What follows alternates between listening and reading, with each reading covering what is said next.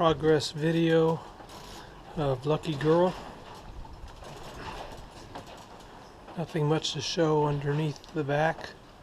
The hatch is turned loose like that so that it can air out, get some ventilation. I have my temporary tarp up in the back because the boat sticks out further than the shed and the shed's damaged.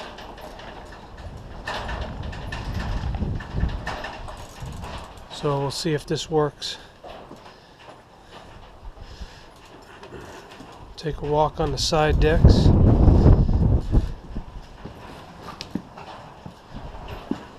Shore power cord's been updated and sealed. Some of the junk is off the front. This part of the deck sags down because it wasn't reframed properly underneath. But you'll see that from the outside in a minute. And then go down this side. That's my emergency bilge pump. It's a waterfall pump. It's on 110 volts. So that if the batteries go dead, I'm covered. This is the hose to fill the water tank. I just haven't put it away. Okay. In the engine compartment, the only thing that's changed is the wires for the starter and all that have been removed and cleaned up. I took the wheel off because this gets taken apart from time to time to redo the wiring. This panel is cracked, so it's going to come off. I'll make a new one out of wood or aluminum. Should probably be plywood so it doesn't crack. This just cracked on the glue seam. So then when I do that, I'll update all these wires. You can see where they cut the factory gauges out, move some switches around and some warning lights around. I plan on taking the white control cover off, take it home, patch up the holes in the top. Those were from bilge pumps, the panels, and move these warning lights on the side to the top. And then I'm going to redo this wood box and integrate it into the white box, paint it all white. The bilge pumps that were up there are down here now. So I have the forward bilge, midship bilge, the aft bilge, and this one up here is my high water bilge alarm. Trace back most of the wires. I think I know where they all go.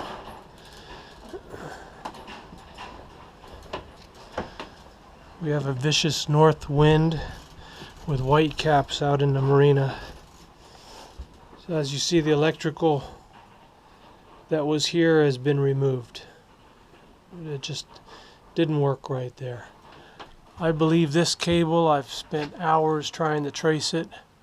I believe what it did is went to some kind of instrumentation that was on top of the roof here and then fed down and then went into the engine compartment.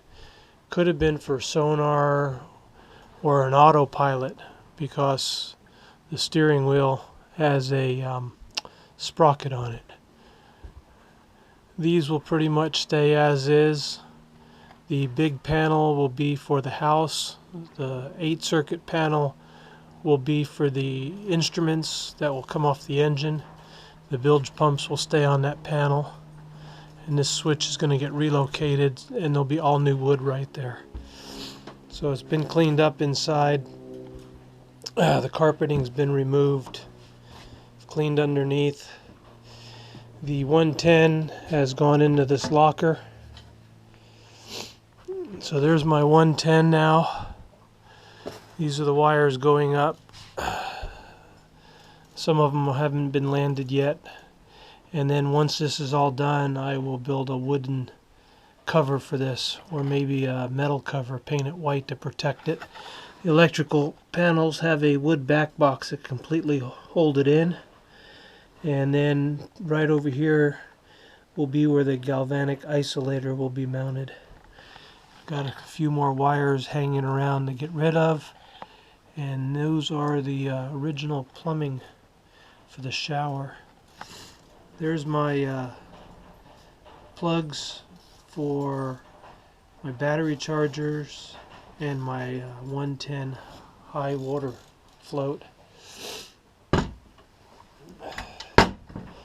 Oh, toilet's working, electrosand's working.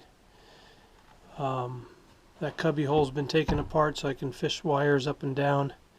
Then I'm going to paint it all up, put it back together. Added a second duplex into the bathroom here because I'm married. And the Admiral definitely needs plugs. That's the switch. It was existing, but it was mounted down on that piece of wood there. I moved it up over to there, so you use the big black switch to flush the toilet, and then you push the plus to flush the Rayatan. There's the shower. I don't know if it's ever really been used. It's in really good shape. Under the floor is good shape. All the floors are in good shape. So unknown about that. Forward compartment is probably going to be a little dark in there. But this is where the Rayatan hides down under in here, along with all the mess of the plumbing. I moved some of the electrical that was under the floor to here for the toilet system and the relay, put fuses on it, temporarily hooked up to a battery in this drawer so I can test it and make sure it works. Nothing really going on in the anchor locker area. Removed the PVC piping that was in here. Removed the pump. That's the wash down. It's going to come out, but I don't want a hole in the front deck for right now. Mast, some spare parts, extra panel. Not sure if I'm going to use that or not. The cushions. And this is what I was saying about the front. They cut the original rafters out. All these used to run all the way across. They cut them out, then they put this piece of plywood in here like a door skin to seal up this area so it would stop leaking, and then put the cross beams in. But from the outside you'll see that it sags bad. Okay, so I know it doesn't look like much going on because busy cleaning and rewiring, stuff like that. Ripping carpet out. So there's my cleaned up wiring. So remember, there's a big rat's nest there. Got service loops for the bilge pumps. So if the floater pump goes out, I can pull everything up above the floor and do the work up here on the floor. Cleaned up these cables. I do get a deal about low voltage on the electrosand. So those are number 2s. Might not be big enough. So not sure. The windlass has a number 2 on it also. Thinking about paralleling the 2s to the windlass, and then off the windlass take care of the electrosand and use an AB switch so you can only run one or the other. Really don't want to buy all new cables. So let's take a look at the deck. I don't have stairs yet, so I just have to sit down and pivot. So here's what we got going on. Wood's a little loose.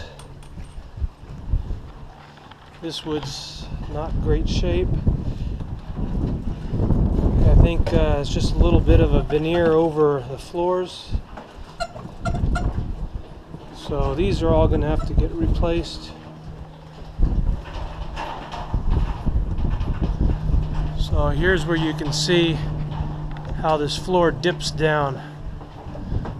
You see up there between the Samson post and the hatch drops and it just loses the crown. So it's a little soft up there too. This teak's pretty much shot. It's not very thick either. So I don't know what's going on up here. I think they just put plywood down and then a veneer on the plywood over some other kind of wood. So looks like they had a plywood deck maybe, or a wood deck. Put some plywood on it, then put the teak on top. Anyhow, that's all going to come off and get redecked. This teak will be used to fix the back hatches and some spots where things are missing. This is oak. Not too happy about oak, but I guess they needed to do it. This has been modified to go with the bow pulpit. I would really like to get rid of all that and put it back.